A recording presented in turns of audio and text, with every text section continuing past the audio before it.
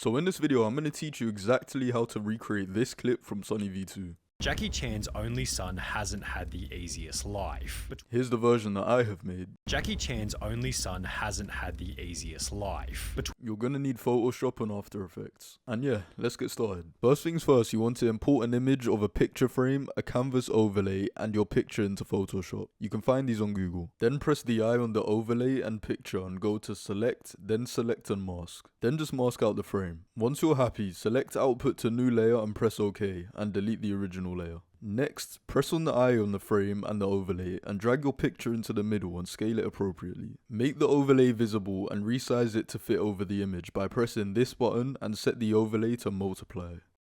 Then make the frame visible and resize it over the picture. Now delete the bottom layer so the background becomes transparent, then select all layers and move them to the middle.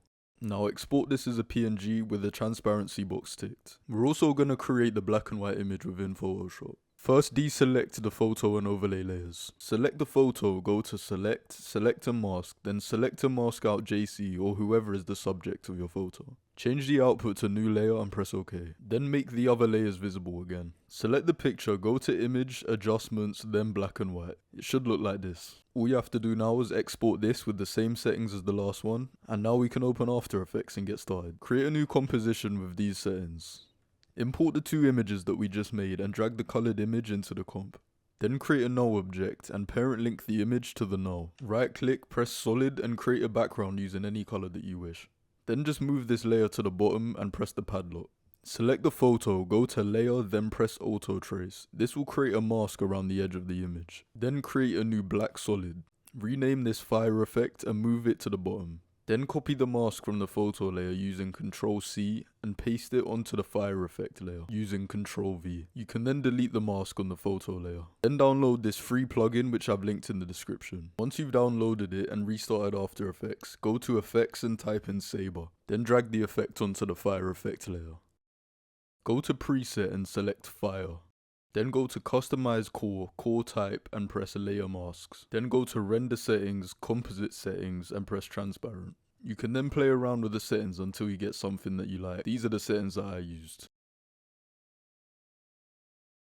You then want to parent link the fire effect layer to the Null Object. Go to the beginning and keyframe the scale for 100%. Then go to 3 minutes 30 seconds and create another keyframe for 120%. Select both keyframes and press F9. Then press the graph and create a curve like this. Right click the null and make it a 3D layer. Go to 1 second and create a keyframe for the Y rotation. Then go to 3 minutes and 30 seconds and create a keyframe for -7. Then select both keyframes and press F9. You won't see any change yet, but this will make sense later. Now drag the black and white image into the comp and parent link that to the Null Object. Go to 1 second and create a keyframe for the opacity at 0%. Then skip to 2 seconds and create another keyframe at 100%. It should look like this. Then create a text layer saying whatever you want. This is the font and settings that I used. You then want to parent link the text layer to the Null Object. You can position the text the way you like it. It should look like this. Open your text layer and go to Animate and then Opacity. Then set the opacity to 0%. Open the range selector and put start at 100%.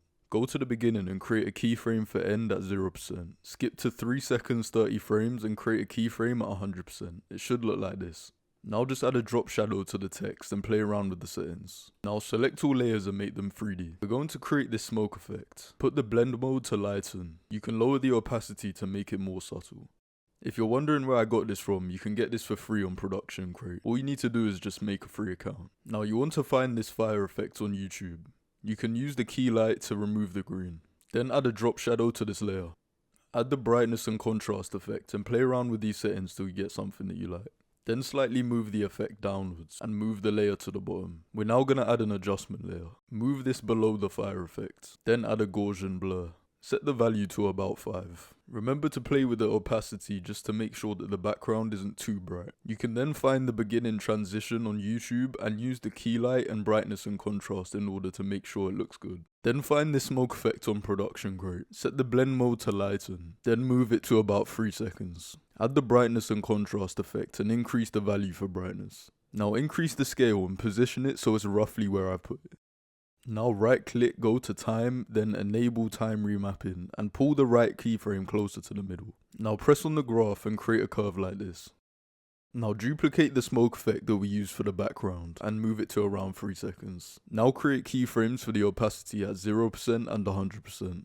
Create a new white solid and move it below the 2 smoke effects. Also move it to around 3 seconds and 45 frames. Then make a keyframe for opacity at 0% and skip a little bit forward and create another one at 100%. Now adjust this white solid layer so it looks roughly like this. Then just add this effect to the solid layer and keyframe out the smoke effect. Now just make any slight adjustments to the scale or whatever it is and you should be left with this.